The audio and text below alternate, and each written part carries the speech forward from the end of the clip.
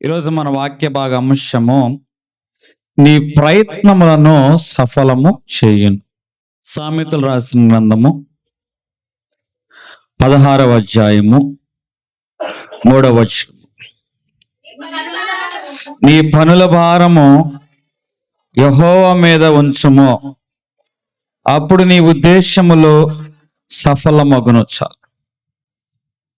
ఈరోజు మన వాక్య భాగ అంశము నీ ప్రయత్నములను సఫలము చేయును. ఈరోజు ప్రతి ఒక్కరి జీవితంలో కూడా ఏదో ఒక ప్రయత్నం ఉంటుంది. దేవుడు ఏమంటున్నాడంటే ప్రయత్నం అనేది మన బాధ్యత. ఎవరైతే ప్రయత్నం చేస్తారో ప్రయత్నం చేసే వారికి దేవుడు ఏమిస్తానంటున్నాడంటే లాభాన్ని ఇస్తున్నాడు. చాలా మంది కుటుంబాన్ని ఆశీర్వదించు ప్రభువా అని ప్రార్థన చేస్తూ ఉంటారు. ఈ కుటుంబము ఆశీర్వాదముతో నింపబడాలి అంటే మొదటిగా దేవుని చేతిలో ఉండాలి. మా బిడ్డలకు మంచి భవిష్యత్తు ఇవ్వు ప్రభువా, మా ఇంట్లో సమాధానం ఇవ్వు ప్రభువా అని చాలా మంది ఏం చేస్తారంటే కుటుంబాల నిమిత్తము ప్రార్థన చేస్తున్నావు మంచిదే, కానీ చేసిన ప్రార్థనకు తగ్గట్టుగా ఏం ప్రయత్నం చేస్తున్నావు అని దేవుడు అడుగుతున్నాడు. కుటుంబంలో సమాధానం కావాలని ప్రార్థన చేస్తున్నావు మంచిదే, మరి సమాధానము కుటుంబంలో నింపబడడానికి నువ్వేం ప్రయత్నం చేస్తున్నావు? బిడ్డలు బాగుండాలని ప్రార్థన చేస్తున్నావు మంచిదే, మరి బిడ్డలు బాగుండడానికి నువ్వేం ప్రయత్నం చేస్తున్నావు? కుటుంబం ఆశీర్వదించబడాలని ప్రార్థన చేస్తున్నావు మంచిదే, ఆశీర్వదించబడడానికి నీవేమి ప్రయత్నం చేస్తున్నావు అని దేవుడు అడుగుతున్న వాడుగా ఉన్నాడు. ఈరోజు దేవుడు ఏమంటున్నాడంటే నీ కుటుంబాల్లో నువ్వేం ప్రయత్నం చేస్తున్నావు? ఒక ఇల్లు కట్టబడాలి. ఇల్లు కట్టబడాలి అంటే మేము ఎన్ని ప్రార్థన చేస్తే ఇల్లు కట్టుకున్నాను అంటూ ఉంటాం. అయితే నేను చెప్తున్న వాస్తవం ఏంటంటే నీలాగా చాలా మంది ప్రార్థన చేస్తున్నారు, వారు ఇల్లు కట్టుకోలేకపోతున్నారు. ఇల్లు కట్టబడాలంటే ప్రార్థన చేస్తే సరిపోదు, దాని తగ్గట్టుగా కట్టాలి. బిడ్డల భవిష్యత్తు బాగుండాలి అని ప్రార్థన చేస్తే సరిపోదు, దానికి తగ్గట్టుగా పెంచాలి. కుటుంబంలో ఐక్యత ఉండాలి, సమాధానం ఉండాలి అని ప్రార్థన చేస్తే సరిపోదు. ఆ ఐక్యత ఆ సమాధానం అనేది ఏలుబడి చేయడానికి నీ వంతు ప్రయత్నం అనేది నువ్వు చేయవాడుగా ఉండాలి. ఇక్కడ ప్రార్థన ఒకటే సరిపోదు, ప్రయత్నం కావాలి. ప్రార్థన ప్లస్ ప్రయత్నం. అక్కడ ఏముంటుందంటే ఎక్కడ ప్రార్థన ఉంటుందో ప్రార్థనతో పాటు కలిసి ప్రయత్నం ఉన్న చోట దేవుని యొక్క ఆశీర్వాదం అనేది ఉంటుంది. హల్లెలూయా. ఒక ఇంటిలో ఇద్దరు భార్యాభర్తలు ఉన్నారు. ఆ ఇద్దరు భార్యాభర్తలు, భర్త అంటాడు మా ఆవిడ మారాలి అని ప్రార్థన చేస్తాడు. భార్య అంటుంది మా భర్త మారాలి అని ప్రార్థన చేస్తుంది. ఇద్దరూ గుడికి వెళ్తారు, ఇద్దరూ ప్రార్థన చేస్తారు, ఎవ్వరూ మారు. ఏమండి? ఇద్దరు గుడికి వెళ్తారు, ఇద్దరు ప్రార్థన చేస్తారు, ఎవ్వరు కూడా మానరు. అయితే ఆ రోజు దేవుని యొక్క మాట ఆ ఇంటి యజమానితో సూటిగా మాట్లాడింది, మొదటిగా నువ్వు మారి చూడు. ఎప్పుడైతే తన యొక్క విధానం మార్చుకున్నాడో మృదువుగా మాట్లాడడం ప్రారంభించాడు. ఇప్పుడు భార్యలో ఏమొచ్చిందంటే సహనం అనేది వచ్చింది. ఆ ఇంటిలో గొప్ప అద్భుతం జరిగిందంటే వెంటనే అద్భుతం అయితే జరగలేదు, కానీ నిదానంగా కుటుంబంలో ఏమొచ్చిందంటే మార్పు అనేది వచ్చింది. వారి ప్రార్థనతో పాటు ఏముందంటే ఆ కుటుంబంలో ప్రయత్నం కూడా ఉంది. ఈరోజు కుటుంబంలో మార్పు అనేది ప్రార్థనతో మొదలైతే ప్రయత్నం అనేది ఆ యొక్క మార్పును నిలకడగా ఉంచుతుంది. దేవుని నామానికి మహిమ కలుగును గాక. హల్లెలూయా. ఈరోజు దేవుడు మన పనులను ఆశీర్వదిస్తానంటున్నాడు, మన ప్రయత్నాలని ఆశీర్వదిస్తానంటున్నాడు. యెహోషువ అంటున్నాడంటే నేనును నా ఇంటి వారందరూ. అంటే మొదటి బాధ్యత ఎవరు తీసుకున్నాడు అంటే యెహోషువ తీసుకున్నాడు. తన ఇంటికి ముందుగా ఎవరున్నాడు అంటే తానే నిలబడ్డాడు. ఆధ్యాత్మికమైన క్రమశిక్షణ బిడ్డలైన వారికి నేర్పించాడు. ప్రార్థన నేర్పించిన వాడుగా ఉన్నాడు. బిడ్డలైన వారికి ఒక దిశ చూపించిన వాడుగా ఉన్నాడు. కుటుంబానికి ఒక మార్గాన్ని వేసిన వాడుగా ఉన్నాడు. తన ప్రయత్నాల ద్వారా నాయకత్వాన్ని ఆ కుటుంబంలో అతను ఏం చేసుకున్నాడంటే సంపాదించుకున్నవాడుగా ఉన్నాడు. ఈరోజు కుటుంబంలో నాయకత్వం అనేది మాటల ద్వారా రాదు. కుటుంబంలో నాయకత్వం అనేది నువ్వు నిలబడ్డం వల్ల వస్తుంది, నువ్వు చేసే ప్రయత్నాల వల్ల వస్తుంది. యెహోషువ అంతగా కాన్ఫిడెంట్గా ఎట్లా చెప్పగలిగాడంటే అతడు నిలబడిన వాడుగా ఉన్నాడు. అతని యొక్క ప్రయత్నము యథార్థమైనది. ఈరోజు బాధ్యతలు వారి మీద వీరి మీద వేయడం కాదు, కానీ మొదట ఆ బాధ్యత నీవు తీసుకుందువు గాక. హల్లెలూయా. ఇక్కడ తల్లిదండ్రులైన వారికి చెప్పే మాట ఇదే. మా బిడ్డలైన వారి యొక్క భవిష్యత్తు బాగుండాలి, మా బిడ్డలు బాగుండాలి, వారికి మంచి ఉద్యోగం రావాలి, వారి మంచి ప్రవర్తన కలిగి ఉండాలి అని తండ్రిగా తల్లిగా ఆశపడుతున్న మంచిదే. కానీ నీ బిడ్డలకి నువ్వు ఎంత సమయాన్ని కేటాయిస్తున్నావు? నీ బిడ్డలతో నువ్వు ఎంతగా మాట్లాడుచున్నావు? ఇంకా నీ బిడ్డలకి దైవికమైన విధానము నువ్వు ఎట్లా నేర్పిస్తున్నావు? ఆశపడడం తప్పు కాదు, ఆశకు తగ్గట్టుగా నీ ప్రయత్నం ఉందా లేదా?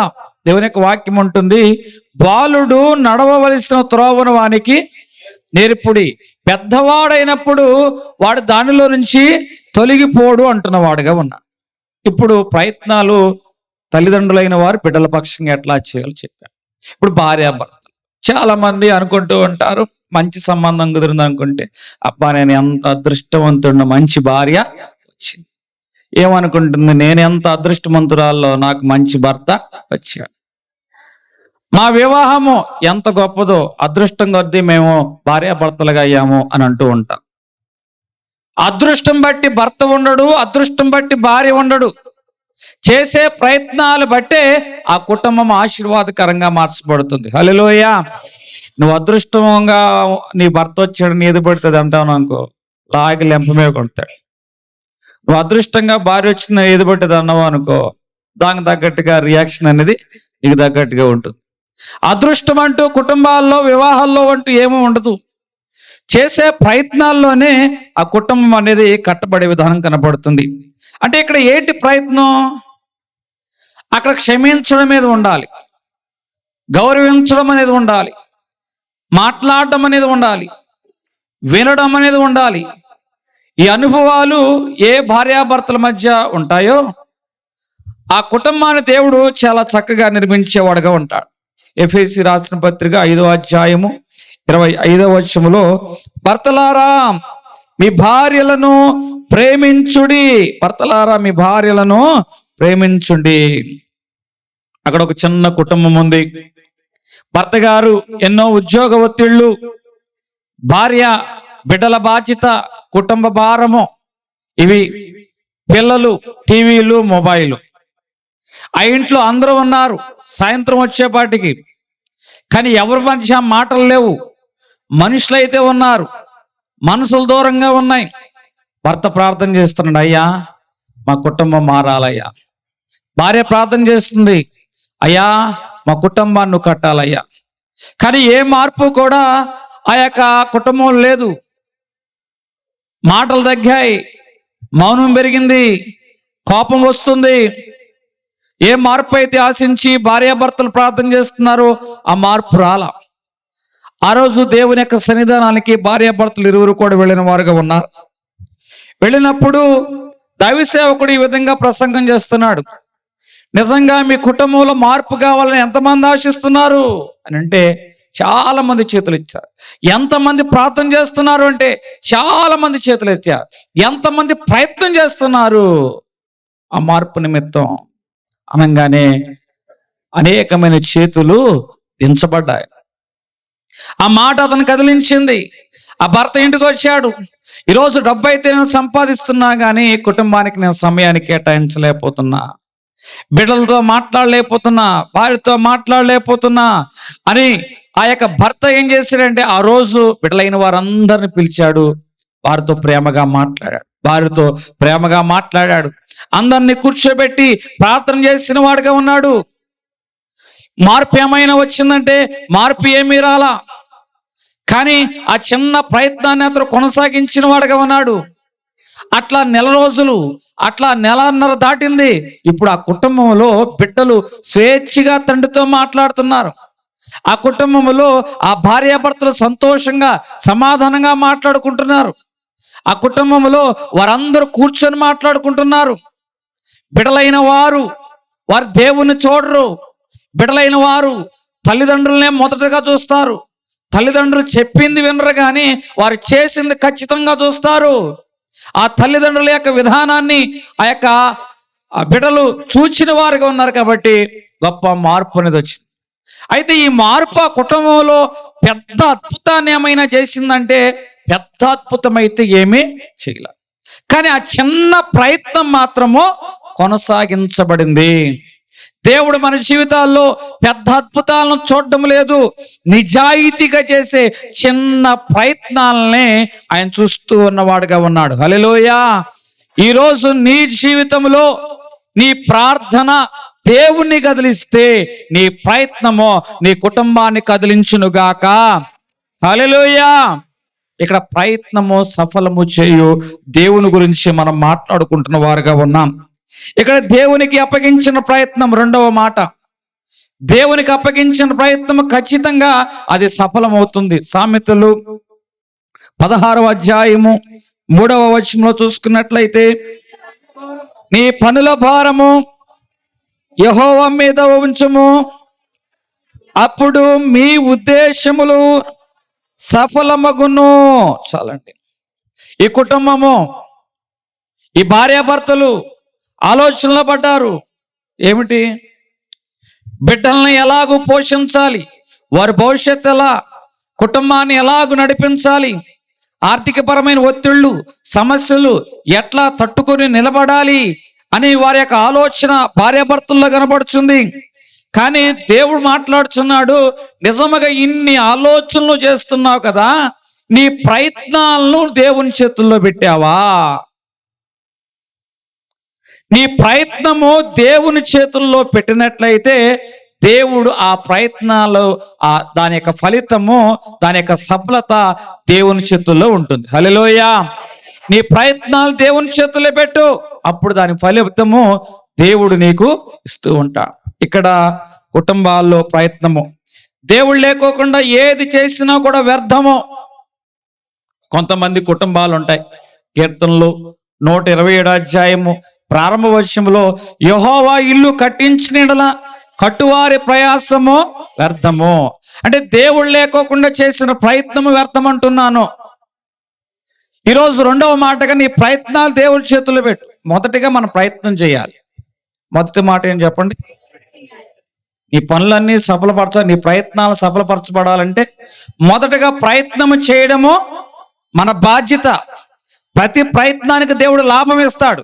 మొదటి మాట చెప్పండి, ప్రయత్నము చేయాలి.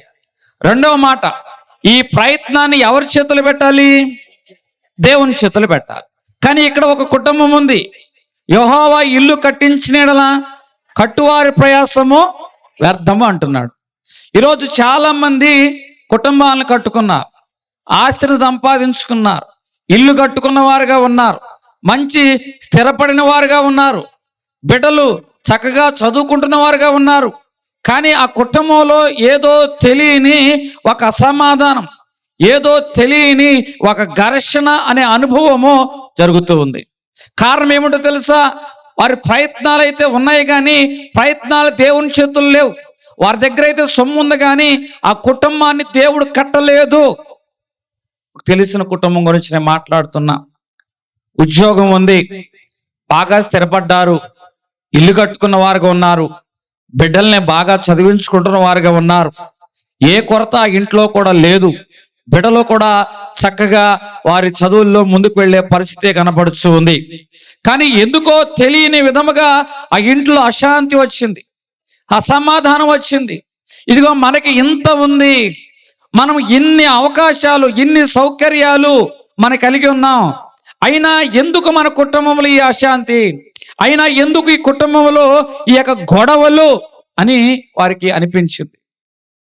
నిజంగా నీ కుటుంబంలో నీ కుటుంబాన్ని దేవుడు కట్టకపోతే నీకు ఎంత సొమ్మైనా ఉండవచ్చు, నువ్వు ఎంత గొప్ప ఇల్లు అయినా కట్టుకోవచ్చు, కానీ ఆ కుటుంబంలో ఏముండదంటే సమాధానం లేదు, ఐశ్వర్యమే కుదువు లేదు, కుటుంబంలో కలత లేదు, అయినను ఎందుకో నెమ్మది లేదు, సమాధానము కొదువైనది అంటున్నాడు.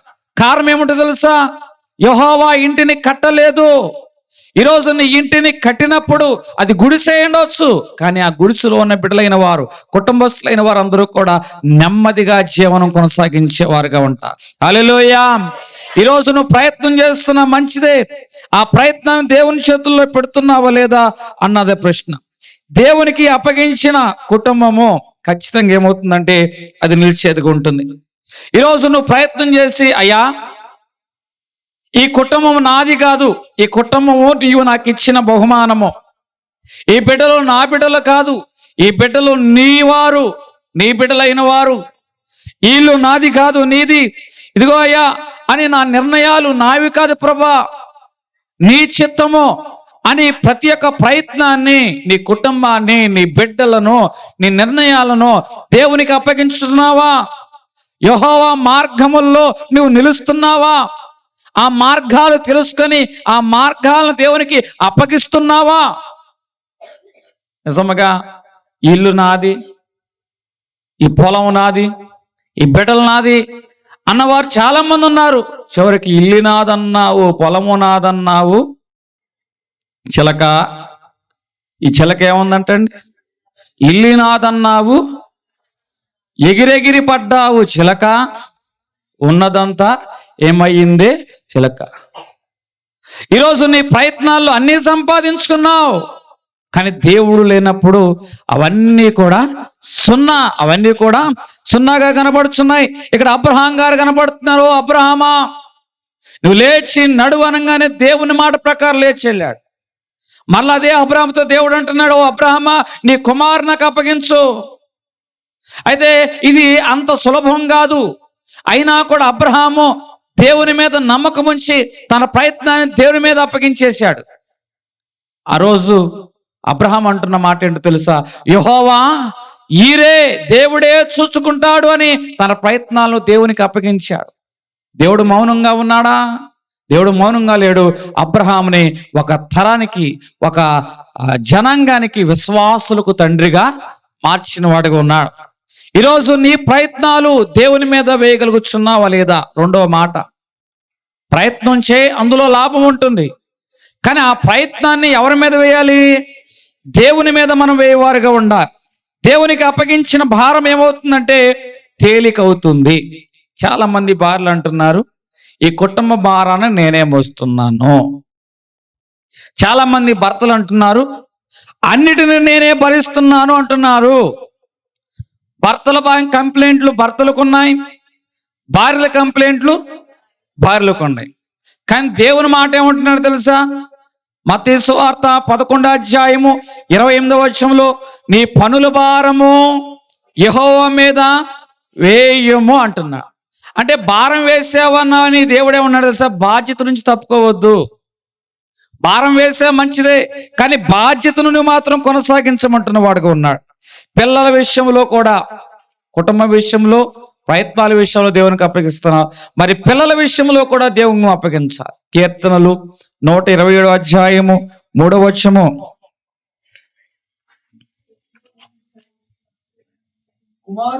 కుమారులు యెహోవా అనుగ్రహించు స్వాస్థ్యము, గర్భఫలము ఆయన ఇచ్చు బహుమానమే, ఆయన ఇచ్చు బహుమానమే.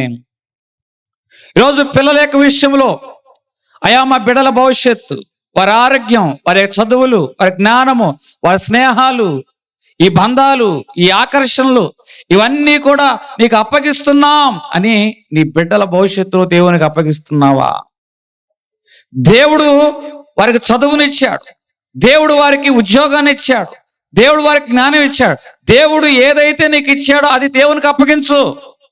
కుమారులు బిడ్డలు గర్భఫలము యెహోవా ఇచ్చు ఆ బహుమానాన్ని దేవుని చేతుల్లో పెడుతున్నావా? దేవుడు అడుగుతున్నాడు.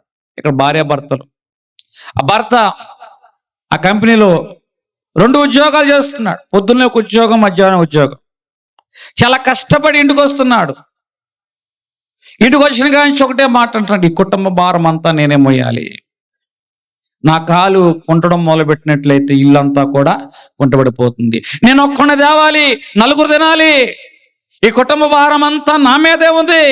పొద్దు నుంచి సాయంత్రం దాకా గుడ్డులాగా కష్టపడుతున్నా అని ఆ భార్య ముందు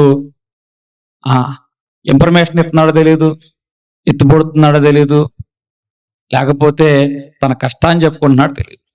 కానీ జ్ఞానం కలిగిన భార్య భర్త అన్ని మాటలు అంటూ ఉన్నా కూడా ఆమె మౌనంగానే ఉంది. ఆమె మాటకి అతని మాటకి ఆమె ఏమి ఎదురు చెప్పలేదు. ఆమె మౌనంగా నుండి దేవునికి సన్నిధానంలోకి వచ్చి ఏం చేస్తుందంటే ప్రార్థన చేస్తూ ఉంది. ఇద్దరు దేవుని నమ్ముకున్న వారే. ఆ రోజు సండే చర్చికి వెళ్ళిన వారుగా ఉన్నారు. సండే చర్చికి వెళ్ళినప్పుడు ఆ యొక్క దైవ సేవకుడు చెబుతున్న మాట ఏమిటంటే, నిజముగా నీ పనుల భారము దేవుని మీద వేసావా, నీ భారాన్ని దేవుని మీద నువ్వు వేసావా అని ఆ యొక్క దైవ సేవకుడు అడిగిన వాడిగా ఉన్నాడు.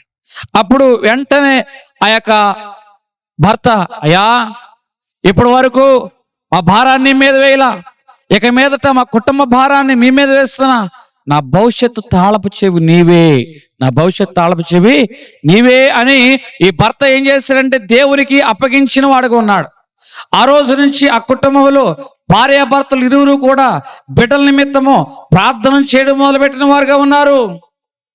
వారి కుటుంబంలో గొప్ప మార్పు ఏమైనా వచ్చిందంటే ఏమీ మారలా. పరిస్థితులు ఏమైనా మారినాయి అంటే ఏమీ మారలా.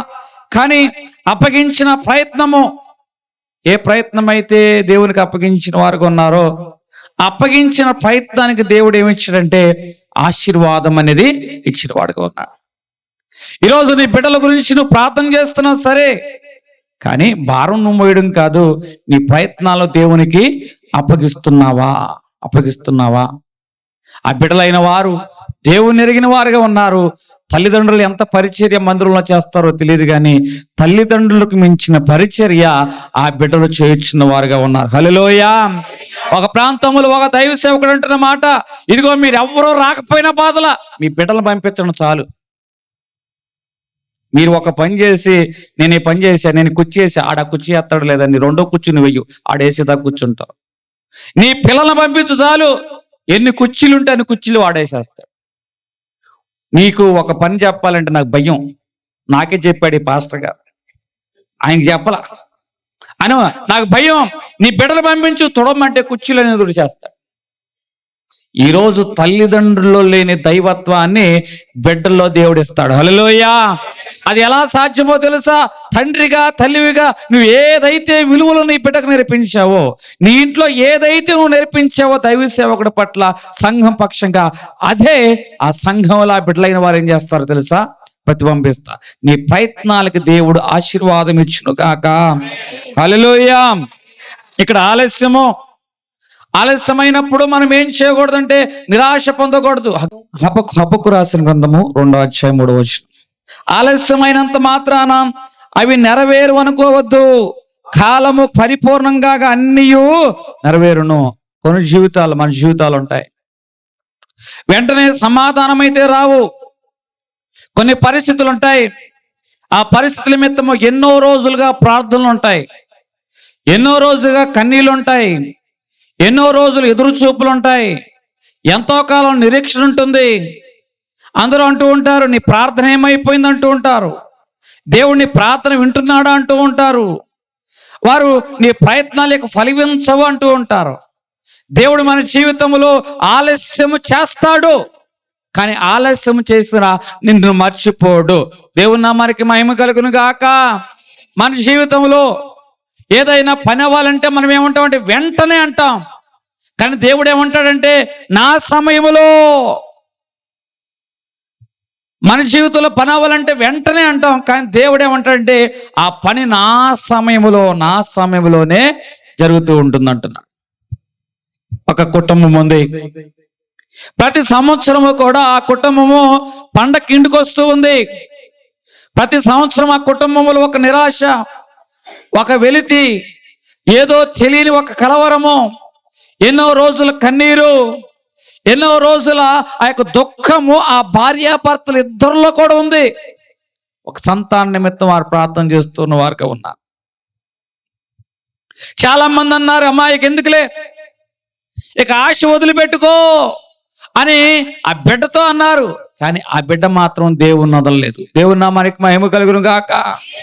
ఒకరోజు దేవుడు వారి ప్రార్థనలకు సమాధానం ఇచ్చిన వాడుగా ఉన్నాడు. ఆలస్యమైనా దేవుడు మర్చిపోయేవాడు కాదు. ఆలస్యము అనేది నీ జీవితంలో ఇబ్బందిగా నీకు అనిపించవచ్చు, కానీ దేవుడు ఆలస్యములను తయారు చేస్తున్నాడు.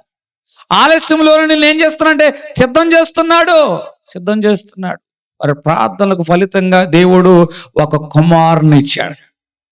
వెంటనే ఆ కుటుంబం అంటున్న మాట, ఇదిగో ఈ కుమారుడు మా ప్రార్థనలకు ఫలితము, మా నిరీక్షణకు సాక్ష్యము.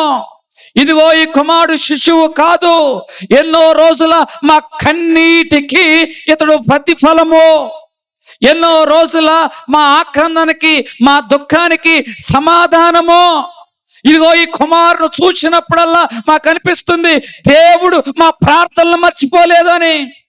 ఈ కుమారుడు చూసినప్పుడల్లా మాకు అనిపిస్తుంది దేవుడు మా జీవితంలో ఆలస్యం చేసినా కూడా మాకు మంచి బహుమానమే ఇచ్చాడు అని మాకు ఈ కుమారుని చూసినప్పుడల్లా అనిపిస్తుంది అని ఆ కుటుంబము మాట్లాడుచున్నది. నీ జీవితంలో ఆలస్యం అయితే నేను అంటున్న మాట, అది దేవుడు తయారు చేసే కాలం, అది దేవుడు సిద్ధం చేసే కాలం.